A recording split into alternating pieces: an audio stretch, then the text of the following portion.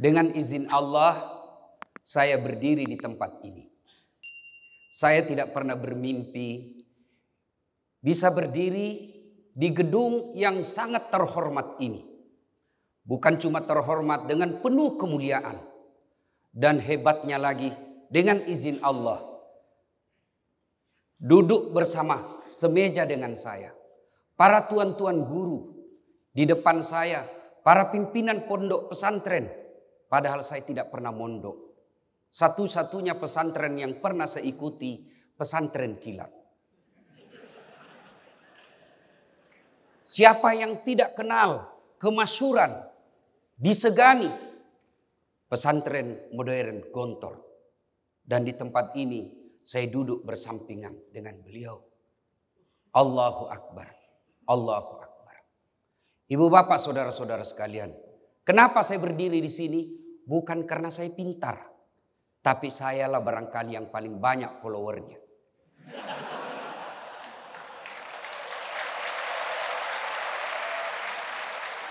Bapak mau mengaku atau tidak, saya bukan ahli kitab. Tapi Bapak mau akui atau tidak, boleh kita tanding. Kita buka ke YouTube siapa yang paling banyak followernya. Itulah sebabnya Pak Saprudin sponsori saya datang ke tempat ini. Tahu adik-adik sekalian, Pak Saprudin ini Komjen Pol. Tahu Komjen Pol, 3 bintangnya. Dihitung jari di Indonesia. Wakil Kepala Kepolisian Republik Indonesia di zamannya. Dan juga Menteri Pendayagunaan Aparatur Negara di zamannya. Alhamdulillah, begitu semua dilepas, beliau tidak ngurus siapa-siapa. Beliau menjadi pengurus Dewan Masjid Indonesia.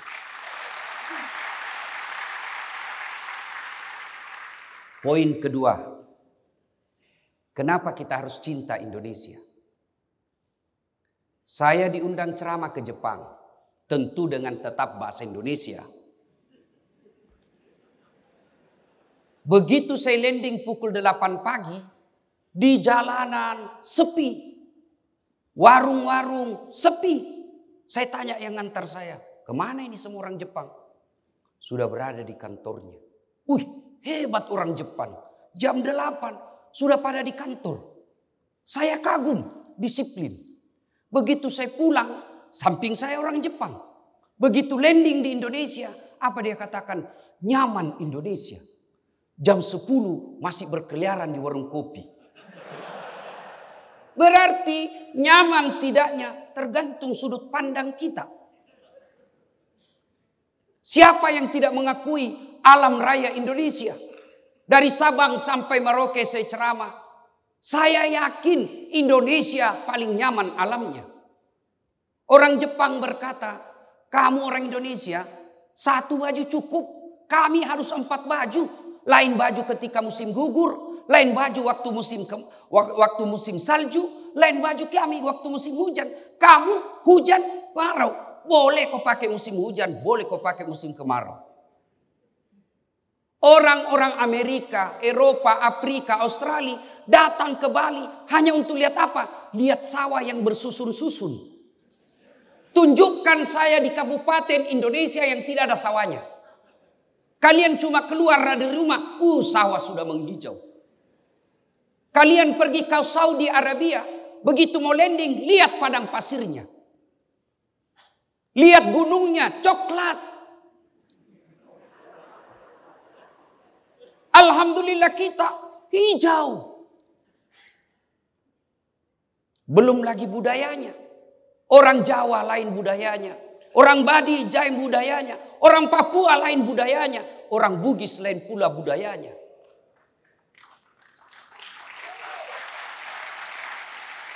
Belum lagi bahasanya. Orang Aceh saja, itu berapa bahasa Aceh?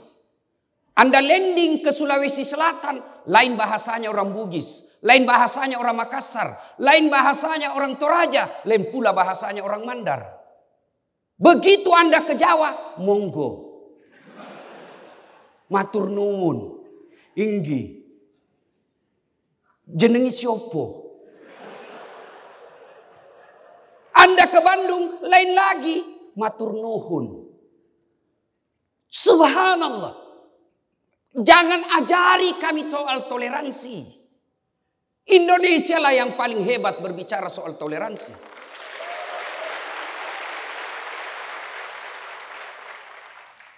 Kalau kau pergi Makassar, lain lagi bahasanya. Kau ditanya tidak bisa menjawab, dibilang kau beleng-beleng. Subhanallah. Belum lagi budayanya. Budaya kita luar biasa. Mereka datang mengeluarkan uang ratusan juta hanya mau pergi lihat budaya Indonesia. Maka kita harus mencintai Indonesia. Belum lagi gadis-gadisnya. Cantiknya luar biasa. Orang Arab lihat orang Indonesia, mea-mea. Saya lihat orang Mesir, saya bilang bisa mati muda saya. Kenapa? Saya kecil, dia besar. Masya Allah. Saudaraku, adik-adikku, tidak ada alasan untuk berhenti dan bosan mencintai Indonesia. Kita hidup di bumi Indonesia, kita cari nafkah di bumi Indonesia, kita berkeluarga di bumi Indonesia, dan Sabang sampai Merauke kita boleh berdakwah. Carikan saya negara seperti Indonesia, gampangnya membentuk pesantren. Punya duit bos, di Malaysia, kau mau bikin masjid, oh belum tentu kau dikasih izin sama kerajaan. Kau ke Brunei, begitu juga. Ke Filipina Selatan, lebih-lebih lagi. Coba kamu ke Indonesia, ada duitmu, jadi masjidmu. Bangun ini, bebaskan tanah, selesai 1 tahun. Cari negara yang paling gampang membuat pesantren dan sekolah-sekolah agama, sekolah tahfiz seperti di Indonesia. Maka kita cintai Indonesia dengan cara kita masing-masing. Saya sadar-sadarnya negara dan pemerintah kita belum melayani kita dengan sebaik-baiknya. Tapi tidak boleh menjadi alasan untuk memaki-maki bangsa kita sendiri. Iya kan? Disuruh jadi anggota dewan, malah setelah dipilih bukan menjadi wakil rakyat, menjadi wakil partai. Waktu mau dipilih, pilih saya, sama-sama kita Al-Azhar. Begitu dia bagi-bagi kartu namanya, begitu terpilih dia ganti nomor HP-nya. Saya tanya, Ustadz kenapa begitu? Waktu kok kampanye enggak gitu? Ya susah Ustadz, kalau kita macam-macam di parlemen, di reshuffle kita Ustadz, di pergantian antar waktu. Disuruh ngurus laut, malah jadi bajak laut. Disuruh ngurus pupuk, malah ngerampok pupuk. Inilah negara kita, kita hidup di sini. Maka tidak ada pilihan lain, memperbaikinya berawal dari kita masing-masing. Saya bilang sama anak-anak mahasiswa saya ketika yudisium, saya ini dosen ilmu komunikasi, Fakultas Sosial Politik. Orang kira saya dosen agama, tidak. Saya dosen sinematografi, cara bikin film.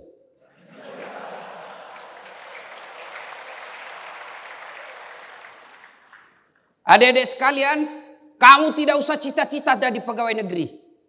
Mana ada pegawai negeri tidak ada utangnya di koperasi? Kenapa kau tahu dasar? Karena saya begitu. Adik-adik, kau lihat itu gelar saya. 2 doktorku bos. 2 doktor saya. 1 doktor luar negeri, 1 doktor dalam negeri. Pangkat saya kalau di kantor wali kota sudah bisa kepala dinas. Tapi adik tahu enggak berapa gaji saya dari negara? Tidak cukup 4 juta. Begitulah penghargaan negara terhadap otak doktor. Kenapa Malaysia lebih banyak gajinya? Sedikit penduduknya, 28 juta. Kalian Indonesia hampir 300 juta. Berapa dana yang tersedia? Belum lagi dirampok oleh mereka.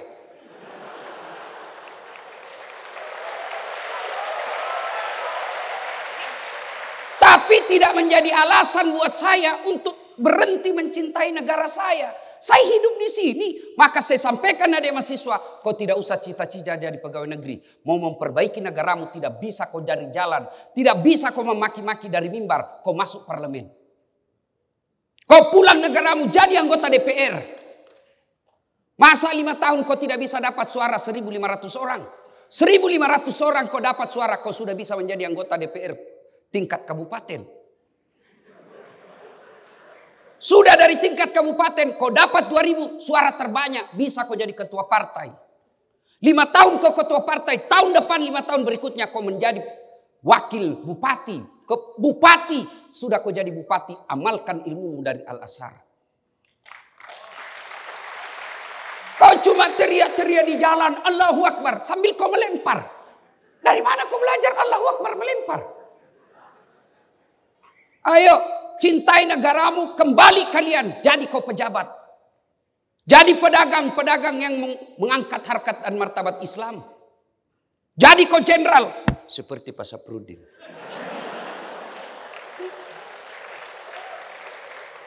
Tuh, ya, adik-adik sekalian, tidak ada alasan untuk berhenti mencintai Republik Indonesia. Karena waktu yang terbatas. Ini ada air. Kalian semua nanti anggaplah ini air yang kau bawa pulang ke Indonesia. Tapi untuk memasarkannya tidak gampang. Banyak sainganmu air di Indonesia. Maka perlu strategi. Apa strateginya? Al-Quran mengajarkan ilmu. Tidak ada strategi paling tepat kecuali ilmu. Adik-adik, ayat pertama turun apa? Iqra. Bukan perintah sholat, bukan perintah haji, bukan perintah zakat. Iqra, baca.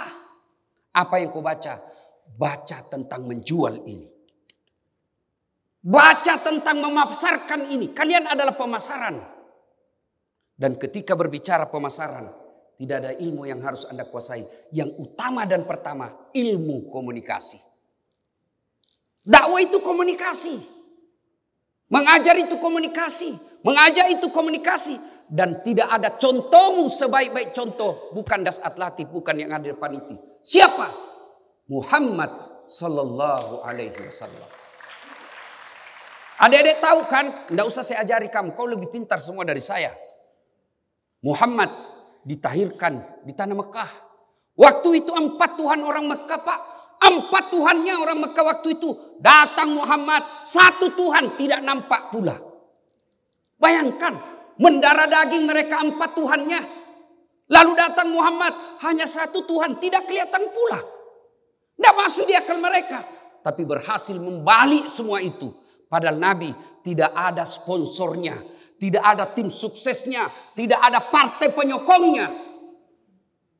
Tidak ada partai pengusungnya. Berhasil mengatakan. La ilaha illallah. Zaman itu di Mekah, Pak, orang Arab bukan hobi itu minum. Jadi tradisi kebiasaannya. Perempuan dihina, tidak ada harkat dan martabatnya. Datang Muhammad sallallahu alaihi wasallam mengatakan, perempuan tiangnya negara dan berhasil. Tidak pernah kita dapat ada sponsor biayanya. 10 triliun habis duit. Tidak. Bagaimana beliau berdakwah? Dengan ilmu. Harus tahu ilmunya. Maaf, berbagi ilmu komunikasi. Dalam menyampaikan sebuah kalimat, sebuah ajakan, sebuah dakwah, ada 3 hal yang ingin kita ubah. Yang pertama kognitif, dari tidak tahu menjadi tahu. Oh ini air, betul air Indonesia, betul ada air Indonesia, tapi ini lain rasanya. Kau yakinkan itu dengan ilmu apa? Persuasif. Bisa dia minum ini kalau kepalanya, kalau jenderal yang bilang sama Pak Jenderal Sab kasih tahu waktu itu beliau wakil kepala kepolisian, dia bilang sama Kapolresnya minum, pasti dia minum. Biar dia bilang ini air tapi isinya kopi, tetap iya Pak, air ini Pak, air ini Pak. Tapi kenapa? Karena kursif, dipaksa. Kalau kau tidak mau minum saya kasih pindah kau. Tapi bukan begitu dakwah. Persuasif, yakinkan. Untuk meyakinkan itu harus punya argumen. Yang kedua harus punya fakta. Yang ketiga harus kita tahu. Oh ini statistik data-datanya. Tuh berikutnya mengubah yang kedua adalah. Pertama kognitif. Yang kedua efektif. Ya, afektif maksud saya. Apa itu sikap? Pengetahuan. Yang pertama pengetahuan, yang kedua sikap. Saya setuju dengan tidak setuju. Dan yang ketiga konatif, pengaruh perubahan perilaku kita. Adik-adik sekalian, yang kedua, contoh yang kedua. Mohon maaf panitia, saya saya dorong sedikit. Saya sendiri, ketika saya dorong ini meja, saya sendiri ya, saya dorong ini meja. Pasti artistiknya tidak cantik kelihatan. Dia tidak lurus. Dia bengkok. Saya coba lagi dorong lagi dari sini. Bengkok lagi. Tapi ketika saya dorong dari tengah, satu kali saya dorong, dia bisa lurus. Anda ekstrim kiri, bengkok. Anda ekstrim kanan, bengkok. Yang baik kita ada di tengah-tengah. Itulah Islam yang disampaikan Pak Kiai. Oke, kita berjamaah. Itu tadi kalau saya sendiri. Kita berjamaah. Ada Muhammadiyah, ada NU, ada Wahdah Islamiyah, dan lain-lain. Meskipun dia banyak, kalau dorongnya di sini semua, pasti bengkok. Kalau dorongnya di sana semua, juga pasti bengkok. Di tengah, mubasir tenaga. Maka mari kita dorong sama-sama. Ada dari sini, ada dari sini, ada dari sini, sini. Itulah yang disebut kita berbagi tugas. Ada dakwah yang khusus memperbaiki akidah umat. Saya situ. Karena kalau kita semua sama-sama akidah umat, terabaikan akhlak. Maka kita bagi tugas. Ada ustadz yang khusus menjaga akidah. Ada ustadz yang khusus mengkritisi pemerintah. Ada khusus memperbaiki ekonomi. Ada khusus yang selalu berbicara poligami. Ada Das'at Latif.